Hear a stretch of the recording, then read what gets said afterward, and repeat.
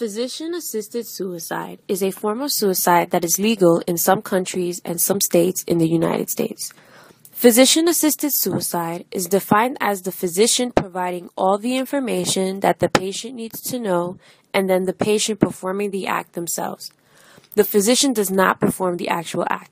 It's basically the physician prescribing a lethal dose of medication to the patient and the patient injecting themselves or taking the lethal dose whenever they are ready or want to. My case study deals with the possibility of physician-assisted suicide abuses toward vulnerable groups. This includes the elderly, the poor, women and minorities, the uninsured, or psychiatric patients. There is an argument that is being debated in which it is believed that if the law were passed for people to have that option of death, then these vulnerable people will start to die in disproportionately large numbers. This would be known as the slippery slope. Many feel that the vulnerable patients will be pressured, manipulated, or forced to accept or request physician-assisted suicide because they'll feel like a burden to family members and or institutions and insurers will be concerned about their profits. The first country to legalize physician-assisted suicide was the Netherlands. They set a strict set of rules in order to be eligible for that option of death. The patient must be suffering unbearable pain, their illness must be incurable, and the demand must be made in full consciousness by the patient. Data was collected from two different places that had legalized physician-assisted suicide.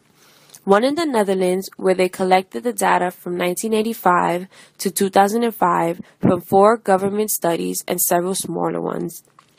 And the other one is in Oregon, where they have data from 1998 to 2006 from the Oregon Department of Resources annual reports and surveys of physicians and hospice professionals. The data fell into 3 categories based on the strength of the data. 1, where physician-assisted suicide is legal, there was direct evidence that showed that elderly people, women, and the uninsured do not die in disproportionate numbers. Instead, it was AIDS patients that do. The second evidence showed that people with psychiatric illness, including depression and Alzheimer's disease, are not likely to die in lopsided numbers. Lastly, evidence also showed that people who were poor, uneducated, racial and ethnic minorities, minors, or people with chronic physical or mental disabilities did not die proportionate numbers either.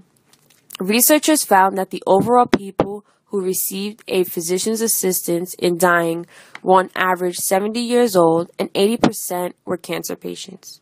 Looking at this situation from a utilitarianism's point of view, who argue that the right actions are those that result in the most beneficial balance of good over bad consequences for everyone involved, they would be for it because it is minimizing pain and maximizing pleasure or happiness for the patient, as well as the family members, friends, and caregivers around them due to the financial, social, and physiological impact. From Kant's point of view, who argues that, as quoted, the rule of morality does not admit of suicide under any condition because it degrades human nature below the level of animal nature and so destroys it. Suicide is prohibited because it treats persons as mere things and completely disregards personhood.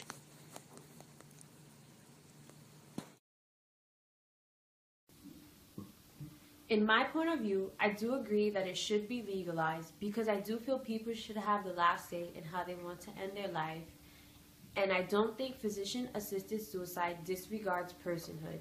It's not like someone is going against the person's will or anything. They're actually respecting the person's personhood by giving them what they want. It's allowing them to make the decision on their own with their full consent on it. Of course, there will be people who will try to abuse the law, but I feel like we will just have to make the criteria strict enough. I already think the criteria is pretty strict, like in the state of Oregon, but I guess there could be more things added, like the patient should see the patient should see a therapist in between the 15-day wait of them making a written request for the lethal dose so that we do not have the slippery slope effect. And the people will still be able to decide on how they're going to end their life. Based on the data they've obtained so far, I'm agreeing with the utilitarianism view to maximize the good over the bad for everyone involved. The patient not wanting to stay alive anymore and suffer doesn't only affect the patient, but it affects the people around them, such as family and friends. Also, I think about the resources that the patient is going to use that won't help them in any way and could go to another person who can use it and it will actually help them. I say continue forward with trying to give the people the option, especially if they have no other alternatives, or at least if they want to die with dignity and want to be remembered in a certain way.